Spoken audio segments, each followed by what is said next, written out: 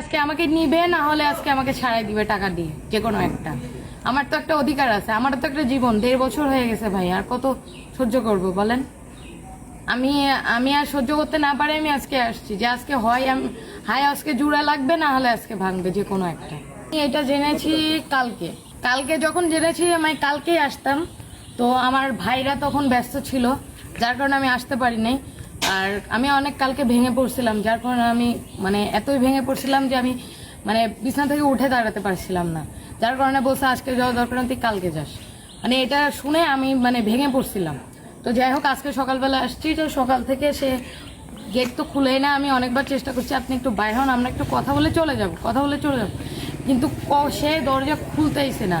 মানে অনেক চেষ্টার পরেও তো সে দরজা খুলছে না। বাট ওনাদের কাছে কেউ যদি কথা জিজ্ঞেস করতে চাচ্ছে, সেও কথাও বলতেছে না। মানে বলতেছে আমার বাসায় বাচ্চা আছে, আমি কথা বলতে পারবো না। তারপরে এক একটা ছেলে নিয়ে ডেকে আনছে, এলাকার অনেক বড় বড় মানে ছেলে দিয়ে আমাদেরকে মানে থ্রেট দিচ্ছে। এর আগে আমি আমার ভাই বোনের নিয়ে, আমার ভাই বোন আমাকে নিয়ে আসছিল, তাদেরকে অপমান করে তাড়াই দিছে। পরে আমার বাবা মা, তারপরে বিভিন্ন মুরব্বীরা আসলো যে জিনিসটা ঠিক করে দিবে, আর ওদেরকেও হচ্ছে অপমান করে তাড়াই দিছে। তো আপনি বলতে চাচ্ছেন